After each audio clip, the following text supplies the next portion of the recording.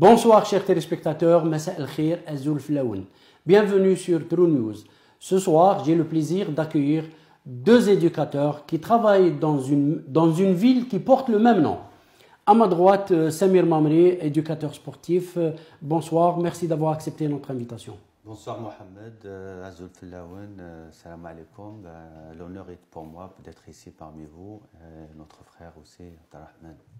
Abdelrahman Bourtache, bienvenue, merci d'avoir accepté notre invitation. Merci Mohamed, je vous remercie pour l'invitation ainsi que la présence de notre ami Samir. Et c'est toujours avec plaisir d'évoquer avec vous des sujets d'actualité sportive. Merci Abdelrahman. Je reviens vers vous avant d'entamer les sujets d'aujourd'hui. Mamri, je sais que vous êtes une famille de footballeurs, vous êtes 5. Oui, on est 5 frères à évoluer toujours dans notre ville natale, le WAP de Boufarik. C'était moi qui a commencé le premier. Après moi, il y a 5 frères qu'on a tous joué en Ligue, enfin en première division. Avec le Wydad de Boufarik. Le Wydad de Boufarik, on a tous commencé, on a fait toutes nos classes, on a été formés dans ce club qui a formé tant de jeunes. Tout à fait. Moi le premier, après moi il y avait qui jouait aussi avec moi mon frère Mohamed, il était libéraux.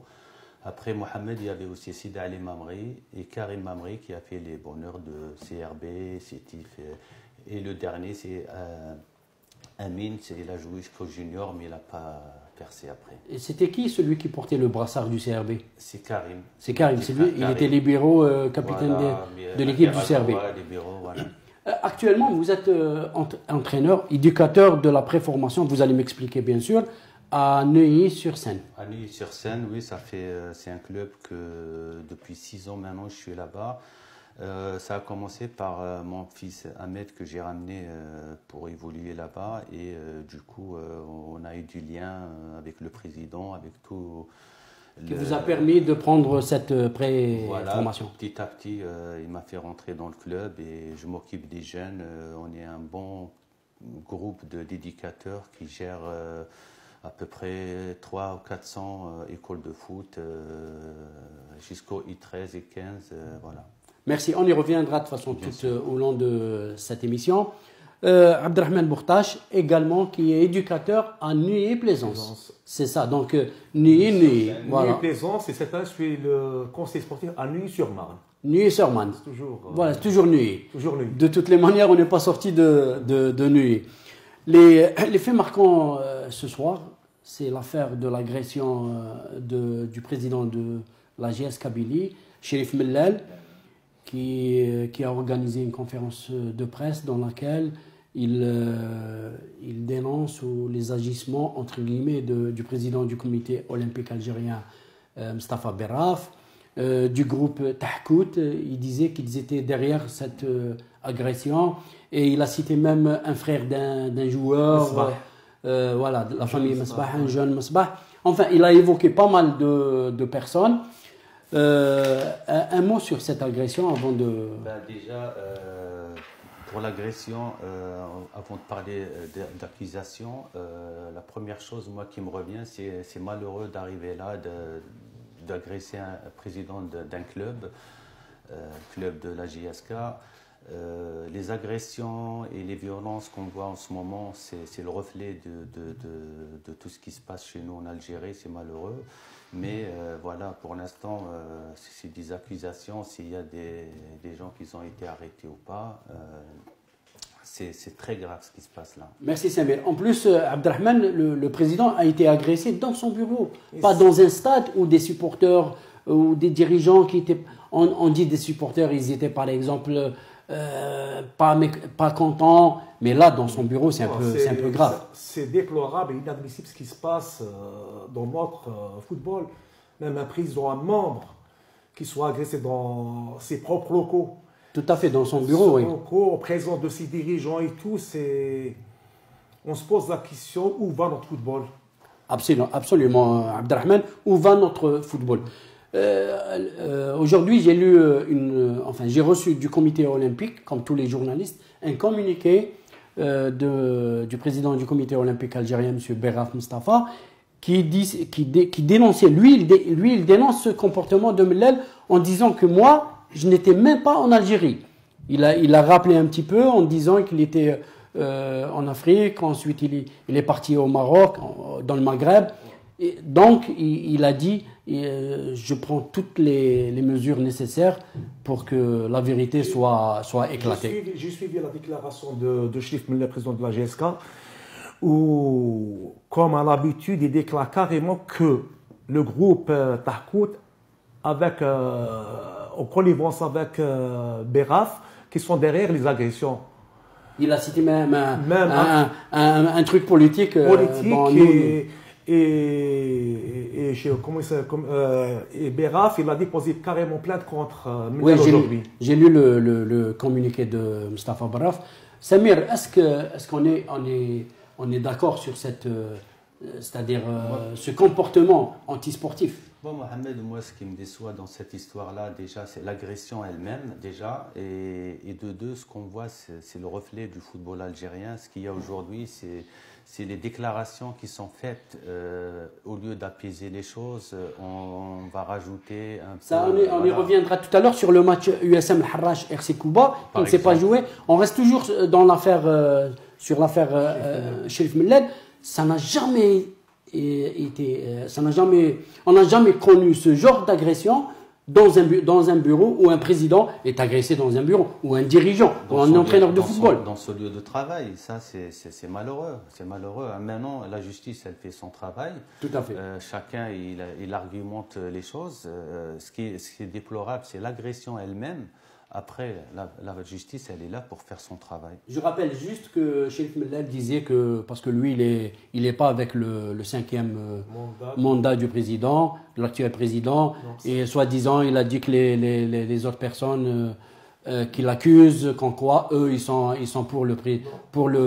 Ça devient plus politique alors. Voilà, pour le 5e mandat. Mais bon, chacun assumera ses responsabilités dans les déclarations. Si tu as remarqué, Mohamed, cette année, avec Cherif Miller, vraiment, il a fait la une à plusieurs reprises tout à fait. Des événements sportifs algériens. Même ici en France, quand il est venu ici, voilà, il a fait la une. Parce que ça tombe mal pour lui, parce que récemment, apparemment, ils ont inauguré un centre de formation avec collaboration de Rbrab. Donc, je pense juste après, voilà, il y a eu l'agression qui s'est produite au sein de son propre bureau. Et ça, de toute façon, c'est un geste qu'on dénonce. C'est vraiment, c'est déplorable. C'est déplorable.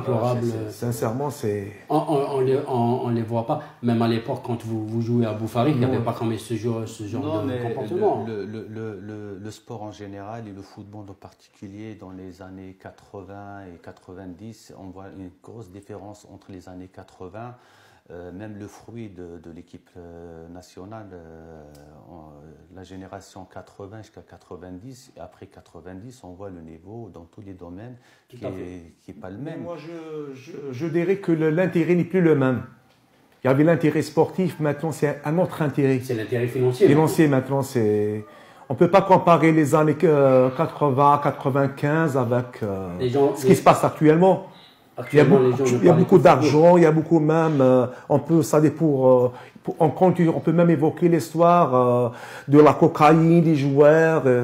Justement, restons toujours je rebondis sur l'affaire Neili Bilal, puisque vous venez de citer la cocaïne et le dopage. Qu'en est-il justement de cette affaire? On a appris que la fédération a suspendu le joueur pour 4 ans et que le médecin fédéral a invité le joueur à aller à Zurich, en Suisse, pour défendre sa cause. Le joueur, il disait qu'il me faut 700 € déjà pour le déplacement et pour le paiement de la réclamation. C'est un peu dommage, Samir. Ben, c'est dommage parce que lui, il nie toujours que ce n'était pas lui qui est passé pour faire le test du dopage. Ça, moi, c'est pas une affaire que j'ai suivie à fond, mais aujourd'hui, moi, ce qui m'importe, c'est le sport en général et c'est l'image qu'on donne. C'est l'image qu'on donne pour le sport et c'est pas une image c'est pas une bonne image, tout à fait. C'est pas une bonne image. C'est malheureux. Moi, là où je suis choqué, je suis sorti en 89 ou 90 de l'Algérie. où je suis venu ici en France. Et je vous dis, la cocaïne, pour moi en Algérie, c'est que dans la télé, dans les films qu'on le voyait. Maintenant, vous me dites qu'il y a la cocaïne en Algérie, je suis vraiment choqué. C'est quelque chose qui me choque, surtout dans le milieu sportif. Parce que nous, en général, qu'est-ce qu'on dit? On dit...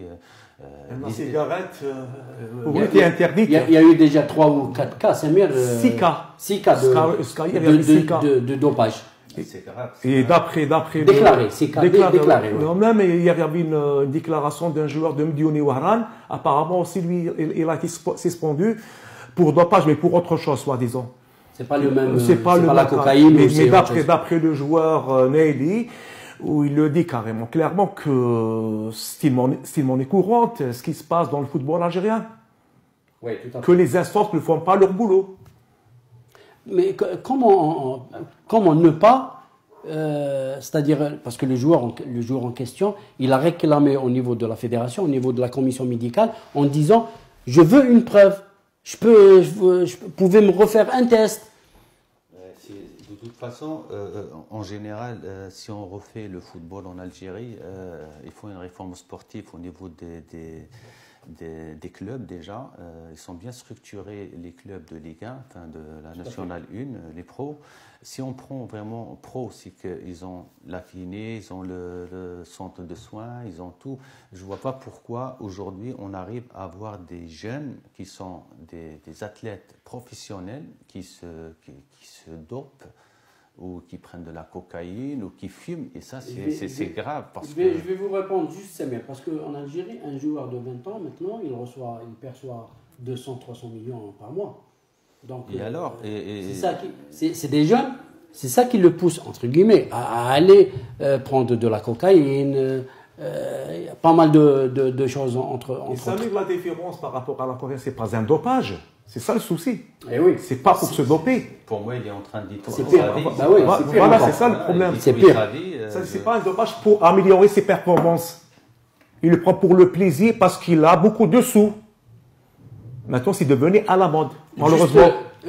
Pardon, Samir et Abdel, juste pour la déclaration de Mellal, président de la GSK en conférence de presse, j'invite le comité olympique algérien ou le groupe de Tahkout à nous faire une mise au point par rapport à la conférence de presse ou par rapport à ce que nous avons dit, parce que nous avons juste relaté ce que Cherif Mellal a déclaré lors de la conférence de presse. Notre chaîne est ouverte à toute personne qui veut dire quelque chose ou intervenir auprès par rapport à cette affaire de Cherif Mellal. Revenons maintenant aux matchs qui ont été reportés la semaine dernière à cause de la manif.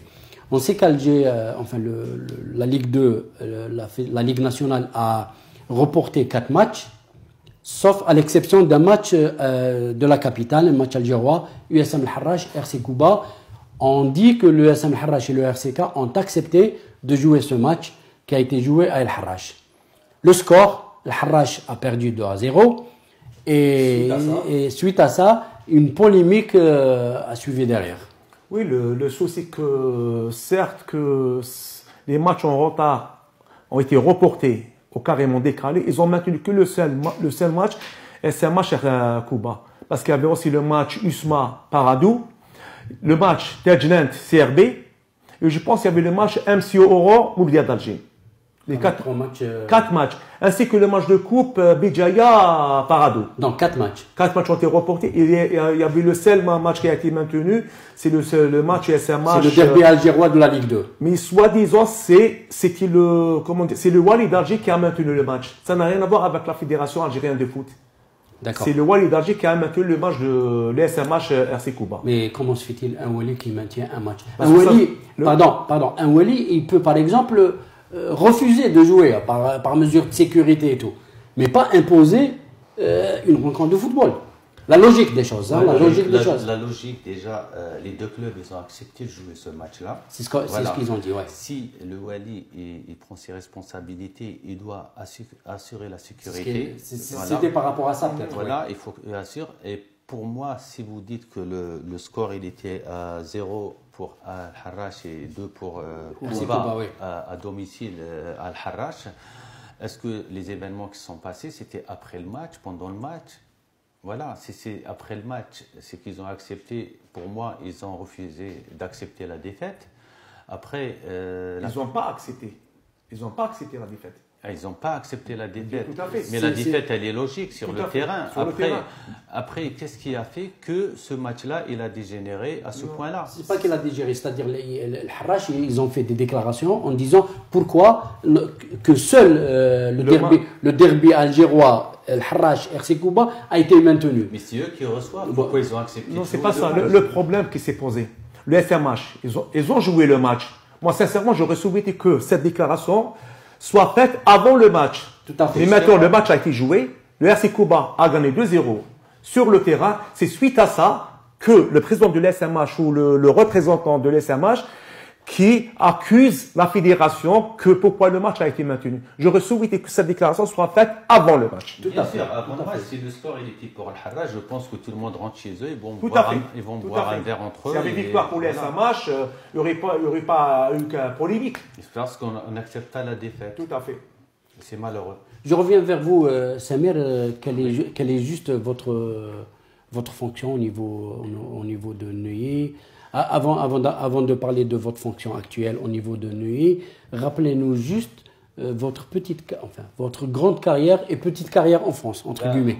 Moi, je sors du club de Boufarik où j'ai fait mes classes de minime, cadet. Toutes les classes. Minime, cadet, junior, espoir et senior. Et j'ai connu la belle époque des années 80 jusqu'en 90. En 89, vers la fin 89, je devais aller dans un club et mes dirigeants ils ont refusé de me laisser partir. Et à 3 ou 2 jours avant la fin du mois d'août, la fin le délai de la signature, ils m'ont libéré. Mercato d'été. Ils m'ont libéré 2 jours avant la fin et je me suis trouvé sans club et du tout ce que j'ai fait, j'ai pris mon bagage et je suis parti. Je suis venu ici en France où j'ai fait ma carrière en amateur.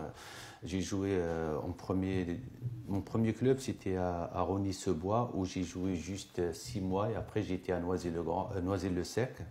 À l'Olympique Noisy-le-Sec, j'ai fait 2 années. Et après, ils étaient en national, non? La première en national, la deuxième en DH. Et moi, je me basculais. Après, je suis parti au Blanc-Ménil, où j'ai joué 6 ans au Blanc-Ménil, avec les 3 accessions qu'on a connues. Et j'ai fini à la GAD de Drancy. Voilà, ça c'est pour jusqu'en vétéran, voilà. Et après, vous avez mis fin à votre carrière à quel âge? En championnat. En championnat, j'ai joué jusqu'à 38 ans. 38 ans. Voilà, 38 ans. Après, je jouais en vétéran. Voilà, en excellence, avec à Drancy. Maintenant, je suis à l'Olympique de Neuilly. Et à l'Olympique de Neuilly, où je gère, comme je vous ai dit, les jeunes. Je préfère la préformation avec les jeunes que les grands. C'est quel âge? Entre 6 ans et... Moi, j'ai les U10 et j'ai les U12 espoirs, les A. Et je suis responsable de la catégorie U12, on a une quarantaine d'enfants. Il y a 3 équipes A, B et C, voilà. Et on fait un travail toute l'année avec ces jeunes-là. Moi, ça fait 3 ans que je les suis. J'ai commencé avec eux en U10, U11 et maintenant en U12. Il y a eu des joueurs qui ont passé par vous qui sont... Enfin, passé par moi, non, mais... Par le club, je parle du club. Par le club, si. Le club, le club, il y a 2 ou 3 joueurs qui sont... il y en a 2 à Amiens. Il y en a 2 à Amiens. Il y en a un qui était un gardien et après, il n'a pas percé. Voilà. Le Neuilly-sur-Seine, c'est un club... moi, ce que j'ai trouvé dedans, c'est la valeur du football familial. Le respect et l'entraide. C'est un club qui donne beaucoup de liberté aux éducateurs. Il y a un programme, on le suit et on a une très bonne équipe l'école de foot, qu'on a un label fédéral qu'on l'a eu l'année dernière et c'est une équipe, c'est un club que Et là, 800, on avait 900 licenciés. Cette année, on est à 800 licenciés sur un seul terrain. Très bien, bravo. Bravo. Merci. Abdel, une petite carrière, vous avez fait une petite carrière en Algérie ou en France? Si, en tant que joueur, j'ai commencé mes débuts à RC Cuba jusqu'à la classe cadette. Après, j'ai joué à la CNLB. Et mon dernier club en Algérie, c'était le HAC Hydra. Je suis venu en France en 89 pour préparer mon doctorat. Après, j'ai signé. Je rappelle que Abdelrahman Bourtache est docteur en psychologie. Pardon. Ouais, donc, on arrive en France en fin 89-90. J'ai pris le club de Choisy-Roche, j'étais joueur, directeur sportif, entraîneur senior. Pendant 5 années, on a monté trois accessions de suite. Après, c'était l'US Créteil. Mon dernier club en tant que joueur, c'était le Sporting de Paris. Très bien. Belle carrière. Vous venez comme ça d'Algérie pour jouer ici, pour rendre service au centre de formation de jeunes. Oui. Et en Algérie, vous n'avez pas eu cette chance malheureusement. C'est pas malheureusement, c'est qu'en Algérie, on a eu notre carrière au niveau de minime cadet junior, qu'à l'époque, il y avait des éducateurs, de très bons éducateurs. Pourquoi? Parce que il y avait, la plupart, c'était des professeurs de sport dans les lycées, dans les collèges, et ils nous ont appris la valeur du football, la valeur du respect. On respectait l'arbitre. Si vous avez remarqué, aujourd'hui, moi en France, je ne l'ai pas vu, mais en Algérie, à mon époque, quand on va voir l'arbitre, on mettait les mains derrière le dos. Et cette image, je la vois jusqu'à aujourd'hui en Algérie. Ça veut dire qu'il y a une certaine éducation. Il y a une éducation, il y a la valeur, il y a de la valeur. Moi, je ne l'ai pas connu en France, on ne met jamais la main derrière le dos pour parler à un arbitre. Et vous voyez, à l'époque, le respect, nous l'ont appris parce qu'il y avait des éducateurs qui étaient formés et qui travaillaient dans les écoles. Aujourd'hui, par exemple, moi, ce que j'ai connu aussi en Algérie, c'est que, par exemple, j'ai gagné la Coupe d'Algérie militaire avec l'INTA de Blida, l'aviation de Blida. On l'a gagné en 87-88. Et le fait de faire aussi le championnat militaire, parce qu'il y a championnat militaire et coupe militaire. Et civil. Voilà. Pareil, c'est strict, ils nous apprennent la valeur, c'est-à-dire il y a un retour. Vous voyez, aujourd'hui ici en France, moi ce qui me frappe par rapport en Algérie sur les faits divers qu'on entend aujourd'hui, ce qui se passe en Algérie, franchement, ça me déçoit. Je suis très déçu de ce qui se passe en Algérie, sachant qu'ici, on met beaucoup l'accent sur le respect, sur le travail, sur l'entraide et le travail d'équipe et tout ça. Et malheureusement, le respect, on nous l'a appris quand on était, par exemple, moi à Bouffarik, on disait le président, c'est comme une famille. Le club, c'est comme une famille. Le président, c'est le père. Mais Samir, actuellement, pardon, on voit ce comportement, entre guillemets, ce mauvais comportement des dirigeants, parfois, des entraîneurs, des éducateurs. Moi, je vous dis une chose, c'est que le manque de résultats qui pousse les gens à dire des choses, c'est malheureux parce qu'aujourd'hui, ce qui se passe, l'entraîneur, quand il perd, il dit « j'ai pas les moyens ». Le président, quand il perd, il dit c'est un mauvais arbitrage. Les supporters, qu'est-ce qu'ils font? Eh ben, ils vont commencer à casser. Samir, il faut voir les agressions depuis l'année passée, les envahissements de terrain, les agressions sur les arbitres. D'ailleurs, le prochain numéro, il sera consacré sur la violence dans les stades et sa solution. La violence de stade, moi je vous dis honnêtement, j'ai regardé 2 vidéos. Une c'était à Ouargla. Ouais, je l'ai vu. Il courait derrière l'arbitre. Ouais. Et les deux en plus, il y a 2 vidéos du Sud. Ouais. Pourtant à l'époque, ils sont calmes les gens du Sud. Hein. Du Sud ou du centre, de l'Est ou dans l'Ouest, le football en général, il y avait le respect. On ne court pas, on ne tape pas les arbitres. C'est un être humain comme nous, il peut faire des erreurs comme nous. Nous, sur le terrain, on fait des erreurs, on fait des mauvais choix pour faire des passes ou pour faire des ouvertures. Et c'est comme ça que même l'arbitre, il peut se tromper. Aujourd'hui, pourquoi ils ont mis la vidéo dans les terrains et tout ça, parce qu'on n'est jamais à 100%, il y a toujours des erreurs. Il faut accepter l'erreur. Même avec la vidéo, même avec le VAR. On n'arrive pas parfois à déterminer la faute. Non, on a vu les matchs européens. Mais moi, je le dis et je répète toujours que la valeur du football, elle commence dans l'école de foot. Si on apprend aux petits être respectueux dans tous les domaines, si ce qui met l'huile sur le feu en Algérie, c'est toujours les dirigeants, les présidents du club, c'est jamais leur faute, ils se mettent ça sur les autres et les supporters, c'est inacceptable. Moi, je suis responsable, je dois faire attention à ce que je dis, je dois faire attention à ce que je dis. Oui, bien sûr. Parce que tu viens de dire, moi je suis parti de la génération, on doit accepter la victoire, on doit accepter la défaite comme on doit accepter la victoire. Moi, je me rappelle à notre époque, même en Algérie, c'était mes meilleurs moments de jeune, où les entraîneurs, même les dirigeants, ils nous ramenaient avec eux les oranges. Ouais, on a perdu cette notion, malheureusement. Abdelrahman, je me souviens même, on payait les arbitres à l'époque pour jouer. Tout à fait. On payait les arbitres pour jouer. Pour nous, c'était vraiment un plaisir d'être sur un terrain pour jouer au ballon. Quel que soit le résultat. C'est vrai, on voulait gagner. Mais si on perdait, il y avait les accolades à la fin avec l'équipe adverse. C'était le respect. Abdelrahman, justement, qu'est-ce qui pousse ces gens-là à s'enflammer comme ça parce que des agressions? Non, mais je peux te répondre tout de suite, Mohamed, parce que le mot éducateur, ça manque. Ça manque. Ça manque. Et malheureusement, l'éducateur, c'est malgré lui, parce qu'il est dominé par d'autres personnes qui n'ont rien à voir avec le sport et le football en particulier. Est-ce que vous ne pensez pas que le manque d'infrastructures aussi... ça joue, bien sûr, ça joue. Ça joue beaucoup. L'infrastructure...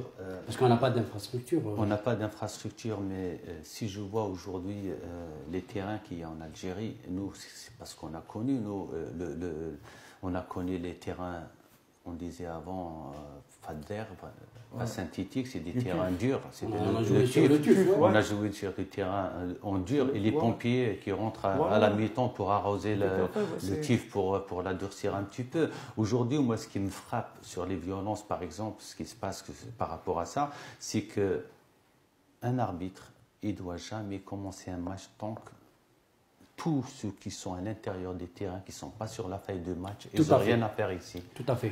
Moi, j'ai vu des images, les gens s'assoient le long de la ligne de touche, ils n'ont rien à faire ici. Mais parfois, entre nous, parce que moi, j'ai travaillé, j'étais comme délégué du match, j'ai travaillé dans des ligues, j'ai travaillé à la fédération, je connais un petit peu le terrain. Parfois, attention, il y a même le service de sécurité, entre guillemets, qui sont ou des correspondants de presse, par exemple, qui sont... Voilà. Et c'est des gens, justement, c'est ces personnes qui rentrent et qui foutent parfois la pagaille. Des fois, c'est eux qui poussent la galerie à faire. Tout à fait. Moi, je vous dis une chose, une image qui m'a... Chauvin, je parle, quand j'ai évoqué les services de sécurité, sinon ils vont dire aussi, c'est les jeunes chauvins des clubs locaux. Même les dirigeants, un dirigeant, sa place, elle est dans la tribune. Oui, ils n'ont rien à faire sur le terrain. Moi, j'ai une image qui m'a frappé. Vous vous rappelez l'équipe d'Algérie avec Ben Madi à l'extérieur? Ils ne voulaient pas jouer le match parce que en Afrique, le dernier match, le terrain, il était rempli de gens. C'était la Gambie, non? La Gambie, oui. C'est le match de la Gambie, oui. Il voulait voir, soi-disant, il voulait voir Mahrez, oui. Oui, mais il a raison. Il a raison, bien sûr. Il n'y a pas la sécurité pour jouer. Ceux qui sont ici en France, à tous les domaines, ceux qui sont sur la feuille de match, ils sont sur le terrain. Ceux qui ne sont pas sur la feuille de match, à l'extérieur du terrain. Pardon, on rentre en famille, il n'y a pas c'est autre chose, ça n'a rien à voir. Absolument, ça n'a rien à voir. Il nous reste juste deux minutes pour finir la première partie. Juste, je rappelle, tout à l'heure, vous m'avez parlé de la formation des jeunes footballeurs et de la pré-formation. Un ancien champion de boxe, je vais juste dire, il s'appelle Besmi Ibrahim, il habite à Montréal, au Canada. Il lance un appel pressant aux autorités algériennes. Je rappelle juste en 2 minutes, ce champion de boxe, il entraîne au Canada, il a une salle magnifique, il a des moyens énormes, il veut juste construire, c'est à lui, il cherche un lot de terrain qu'on lui a promis en 1990, mais malheureusement, il n'a pas pu l'avoir dans les années noires, dans les années malheureusement, la décennie noire. Actuellement, il a saisi le Wali de Boumerdès, le ministre de la Jeunesse et des Sports, toutes les autorités du pays. Il leur demande une chose, c'est de leur donner une passerelle de terrain, et c'est à lui de construire un gymnase avec ses propres moyens, avec son propre matériel qu'il ramène du Canada, et créer cette école de formation de boxe. Actuellement, il est au Canada, il a des champions.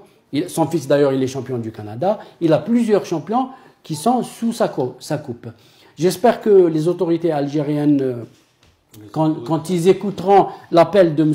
Besmi Brahim, essaieront de faire un bon geste un geste, normalement, c'est pour les jeunes. Mes chers téléspectateurs, je vous donne rendez-vous pour la deuxième partie.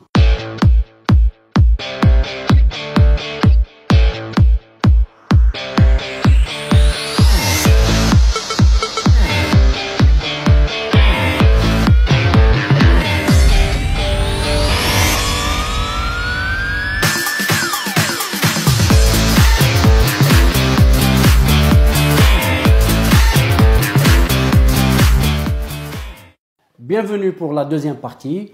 Samir Mamri, tout à l'heure on a évoqué l'ancien champion de boxe Brahim Besmi qui souhaite construire, c'est énorme, construire avec ses propres moyens dans son pays pour les enfants de son pays.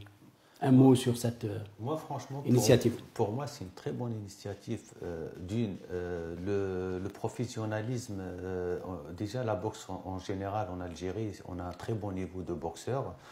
Et si quelqu'un veut ramener ses connaissances qu'il a appris à l'extérieur, et surtout s'il construit avec ses propres moyens et tout ça, c'est quelqu'un qui veut du bien à notre sport en général.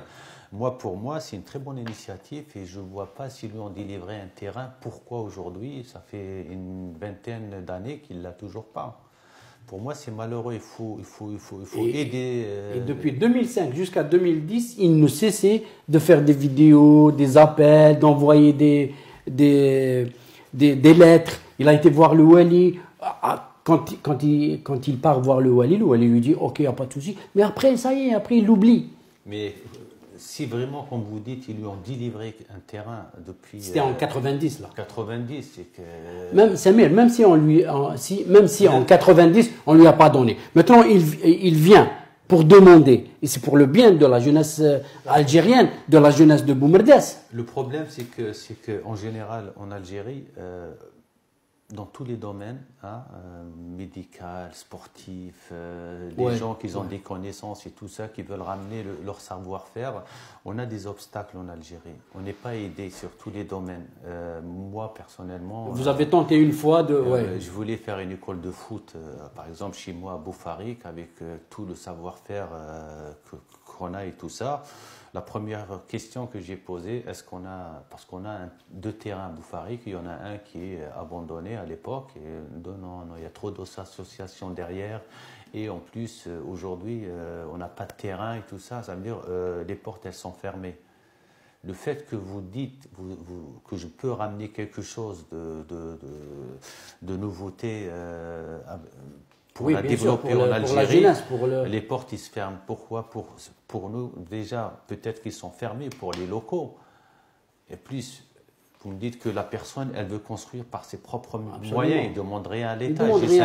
Il ramène matériel, il ramène tout. Moi, je suis pour ces initiatives comme ça parce que ça ramène du savoir-faire qui est différent par rapport à ce qu'on a sur place. Oui, bien sûr. Suite ce qu'il vient de dire Samir, il n'est pas le seul dans son cas. Déjà, importer de nouvelles connaissances et une nouvelle méthodologie de travail au sein de notre cher pays, l'Algérie, on rencontre toujours des blocages au niveau des instances sportives ou autres. Moi, personnellement, cette année, je suis parti à Alger pour... j'ai sollicité le ministère par rapport à un projet sportif, centre de formation. Au départ, il vous ouvre la porte, il n'y a pas de problème. Après, il y a un blocage. aucune suite. Il n'y a aucune suite. C'est ce qu'il a dit Bismi Ibrahim quand on salue. Alors on est là, on essaye de véhiculer nos connaissances, notre vécu en France, au niveau de la formation et tout, mais tout est fermé devant nous. Malheureusement. Je vous donne juste un petit exemple. La dernière fois, j'étais en Algérie, j'évoquais un petit sujet sur la formation ici en France. Par exemple, j'ai posé, mon oncle, c'est un éducateur minime cadet à Boufarik, qui s'appelle Mahfoud Abed. Je lui ai posé la question, je lui ai dit, vous êtes combien licenciés à Boufarik? Il m'a dit entre 400, maximum 450 et tout ça, avec plusieurs catégories. Je lui ai dit, nous, on a un seul terrain, eux, ils ont deux terrains à Boufarik. Nous, je lui dis, on a un seul terrain et on a 900 et quelques licenciés. La programmation, elle est énorme. Il me dit, comment vous faites? Voilà, c'est ces connaissances-là qu'ils n'ont pas là-bas. Ils sont d'organisation. Tout à fait, tout à fait. Voilà, le savoir-faire, quand on dit le savoir-faire, comme M. Besmi, pour moi, il y a des bons athlètes en Algérie dans tous les domaines, boxe. Il faut juste les aider, il faut juste leur ouvrir, ouvrir les portes. Mais il n'y a pas que dans le sport, même dans tous les domaines. Tout à fait. Restons sport, on sait que tous les domaines sont touchés, mais restons sport. Je lance un appel à Monsieur le ministre de la Jeunesse et des Sports, Monsieur Hattab Mohamed, de bien vouloir ouvrir la porte à notre ancien champion, Bismi Ibrahim. Et je pense que Monsieur le ministre, qui est natif et ancien footballeur, qui est natif de Bourg-Mlaïn, Monsieur Bismi, il est de Boumardès, il est juste à côté. Essayez de l'aider, c'est pour la jeunesse algérienne, c'est pour les enfants de Boumardès, c'est pour les enfants de l'équipe d'Algérie. J'espère que cet appel arrivera à Monsieur le ministre, voilà, à Monsieur le ministre de la Jeunesse et des Sports. Samir, revenons sur la rubrique le carton. C'est une rubrique qu'on a créée. Quand quelqu'un fait du bien, on lui attribue un carton vert. Quand il fait une agression, c'est un carton rouge. Et quand il est au milieu, c'est un carton jaune. Un arbitre, un ex-arbitre international qui m'a... Haj Bramla, que je salue au passage, qui m'a promis, je l'ai invité et qui m'a promis de me ramener les cartons. Comme ça, on va les utiliser lors de nos omissions. Et oui, bien sûr, et j'espère qu'on va utiliser plus de cartons verts que rouges. Inch'Allah, je l'espère. Voilà, ça c'est une bonne idée. Je voulais évoquer le match, c'est-à-dire le joueur algérien, le Mahrez, qui n'a pas joué depuis janvier dernier en tant que titulaire. Il est rentré cette semaine face à West Ham. Ils ont gagné 1-0. Il a fait quand même un bon match, comme d'habitude. À chaque fois qu'il rentre, il fait un grand match. Mais malheureusement, il y a beaucoup de grands joueurs, de bons joueurs. Et l'entrée est Guardiola. Il ne lui donne pas cette chance. Je ne sais pas pourquoi. À Man City, il y a beaucoup de joueurs de qualité. Et la concurrence, ça fait avancer déjà. Ça fait avancer. Et Mahrez, on le connaît. On connaît ses qualités. On n'oublie pas qu'il vient d'arriver dans le club cette année et il a une blessure aussi. Et c'est quelqu'un qui travaille dur pour garder sa place. Et Guardiola, c'est ce qu'il a dit, Guardiola. Et Guardiola, c'est quelqu'un qui s'il l'a amené, c'est qu'il connaît très bien ses qualités. Et si quand est-ce qu'il peut compter sur lui, et si quand est-ce qu'il va le rentrer, quand est-ce qu'il peut le préserver de temps en temps sur tout à fait. Moi, je dirais que par rapport à Mahrez, que c'est pas un problème de concurrence, parce que comme il a entamé tous les premiers matchs en tant que titulaire, il a fait du super match. Ce qui se passe actuellement à Manchester City, je pense que c'est un problème de club, parce que moi, avec ma petite expérience, modeste expérience, je vois que même quand il est titulaire, on ne lui donne pas le ballon. Ça, nous l'avons constaté, entre guillemets. Voilà, et là, je pense que c'est le groupe qui fait que Mahrez soit pas titulaire. Mais l'entraîneur quand même, je pense que Samir a bien dit, a bien évoqué ce que pensait Guardiola sur Mahrez. Hein. Moi, je reste sur le professionnalisme et pour moi, quand j'ai évoqué le mot préserver, c'est qu'on sait quand on utilise un joueur, dans tous ces cas-là, oui. Quand est-ce on peut le préserver, sachant que Mahrez, il n'a jamais fini des matchs, il n'a jamais joué 90 minutes, même avant. Et c'est un joueur il peut garder le ballon, qui peut faire du jeu, il peut faire jouer les autres.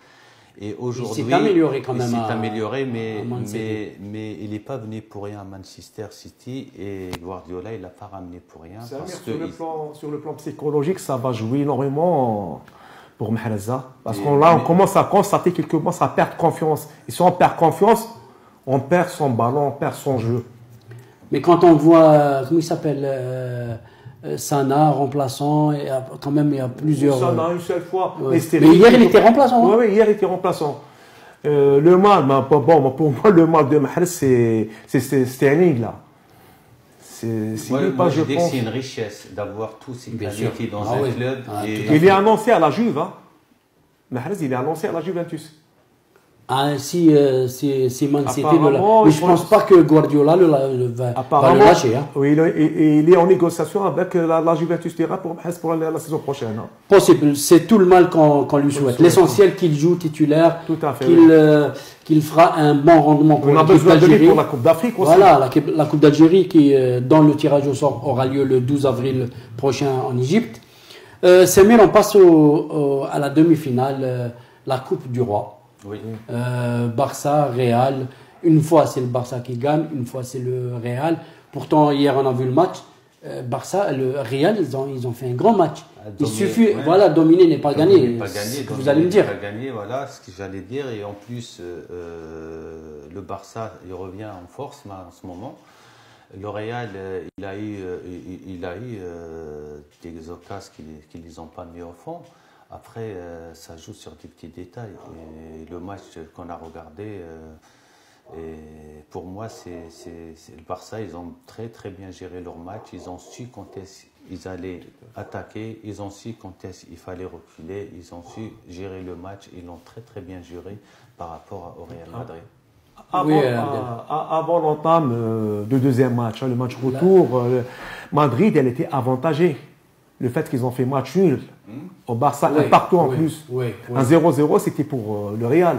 Mais malheureusement, comme tous les ans, la semaine prochaine, le match de champion, le retour. Le Barça-Real Madrid. Samedi. Il se pourrait que le Real puisse gagner à Barcelone. Tout à fait. Bon, c'est des matchs derby. C'est des matchs derby. C'est les derbys, surtout le derby espagnol. Voilà. Il est tout le temps, on peut pas parier. Des millions de téléspectateurs dans le monde. Et vous savez, quand vous avez un petit avantage sur un match, au match retour, c'est des professionnels. Il n'y a pas d'erreur à dire que je gère le match parce que j'ai fait un partout à l'aller. Et après, ils se sont fait avoir parce que pour eux, il fallait la mettre au fond. Si tu ne mets pas les ballons au fond. Samir et Abdel, juste un mot sur Benzema, parce que Benzema, quand même, il fait des grands matchs. Il n'est pas en sélection de France. C'est tout le monde qui en parle. Hein. C'est tout le monde qui en parle, même ici en France. Après, c'est un choix que ça a été fait par l'entraîneur.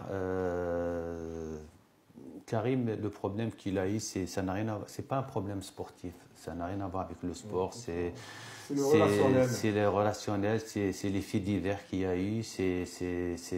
Après, il y a déclarations. Après, il y a beaucoup de polémiques ici en France. Vous savez, nous, on est pointés du doigt, nous, les Algériens, ou les Maghrébins, ou les étrangers en général. Ils ramènent un grand footballeur sur un hymne national qui ne le chante pas, et après, ils lui mettent ça sur le dos. On a été salis, et voilà. Maintenant, Karim, la preuve, il a répondu dans le terrain, avec tout ce qu'il a gagné comme Champions League, et c'est ça la réponse pour lui. Si tu permets, je vais rebondir. Le cas Benzema, ça reste toujours anecdotique. Le fait que, c'est vrai, tout le monde sait que Benzema c'est un grand joueur. Qu'il a sa place, il marque des buts et tout. Mais, c'est ça, c'est l'équipe de France et champion du monde sont Benzema. Donc on n'a rien à reprocher à l'entraîneur Didier Deschamps. Oui, mais il y a aussi comme il a dit Samir, le sélectionneur, c'est lui le maître sur le terrain comme un arbitre de foot. L'arbitre est le maître de son chrono. Et son champion du monde sont Benzema. Et le maître de son chrono et du terrain. C'est la loi 5, elle est claire, nette et précise. Il nous reste juste quelques minutes. Moi, juste un dernier mot. Samir, avant de vous donner le dernier mot, je voulais juste vous poser la question aux deux, mais rapidement, une réponse rapide, avant de me donner ce que vous voulez à me dire.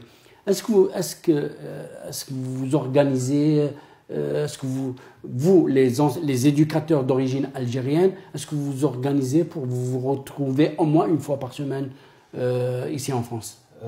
Moi, il y a 2 ans, j'ai été contacté par des anciens où j'ai fait quelques matchs avec eux. Et ce qui nous manque aujourd'hui, ici en France, c'est la casquette d'une association. Voilà, ou quelqu'un qui nous réunit autour de tout ça. Aujourd'hui, on a de la chance de vous avoir comme journaliste et que vous commencez à nous réunir un petit peu. Moi, Samir, je voudrais juste ouvrir une petite parenthèse. Il y avait une association dont je faisais partie il y a 2 ou 3 ans en arrière. C'était M. Belbekri, l'ancien joueur de l'USMA d'Alger, qui était président de cette association qui s'appelait Association des sportifs algériens de France. Et depuis qu'il est parti, M. Belbekri, qu'on salue au passage, depuis qu'il est parti en Espagne, il y a 3 ou 4 ans, l'association, il restait que Nasser Gdioura qui était secrétaire général. Et Nasser Gdioura qui est celui qui connaît un petit peu, il réunit tout le monde. Et Gdioura, il est le représentant de l'amicale des internationaux algériens. Ici en Europe, c'est lui le représentant. Et je pense que Gdioura, selon Gdioura, et Nasser, on va l'inviter, il va nous parler de ça.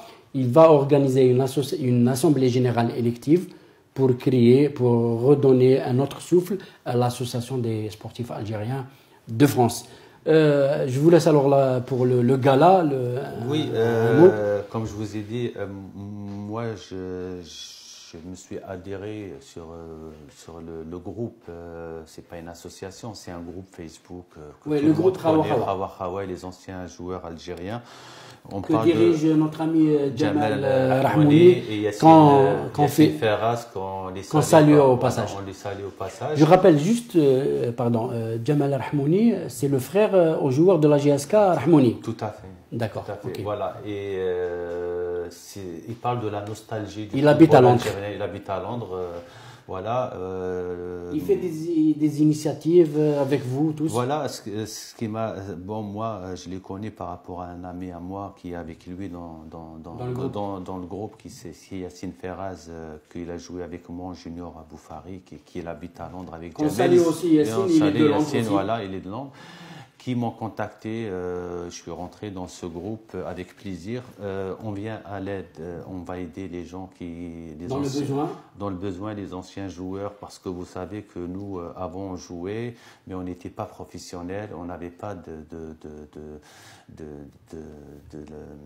chômage, on n'a pas voilà, pour les soins et tout ça. Aujourd'hui, alhamdoulilah, on fait des choses, on fait des matchs de gala. On peut aider, voilà. On l'a fait à Londres, on l'a fait à Boufari, on l'a fait je crois que c'est à Boumerdes Et le prochain, parce qu'on n'a pas. Le prochain que j'y vais avec Jamel et on va le faire chez nous à l'Olympique de Neuilly. On va inviter la sélection des joueurs, les anciens joueurs algériens. C'est ouvert à tout le monde, et la sélection camerounaise et nos vétérans de l'Olympique de Neuilly qu'on va faire ça, Inch'Allah, vers fin mars. Et pourquoi pas une sélection des journalistes et des journalistes algériens. Pourquoi pas une sélection de presse. Avec plaisir. Merci Samir, merci d'avoir accepté d'abord notre invitation. J'espère vous revoir prochainement sur nos plateaux. Inch'Allah, merci à vous, Monsieur Djadi. Pour moi, c'est un honneur et un plaisir d'être avec vous. Merci Samir. Abdel, un dernier mot. Le dernier mot, c'est que suite à ce qu'il vient de dire Samir, au sein de Neuilly-Plaisance, on a eu l'accord du maire, donc on a à notre disposition un gymnase à qui il y a pas mal de jeunes joueurs algériens, des anciens joueurs, qui viennent tous les dimanches de 14h à 15h faire des matchs de gala. C'est bien, c'est bien. Bravo. Voilà. Abdel, merci d'avoir accepté notre invitation. J'espère vous revoir prochainement. Inch'Allah. Samir Abdel. Mes chers téléspectateurs, je vous donne rendez-vous pour la prochaine émission. Je vous dis, restez branchés sur True News. Bonne soirée.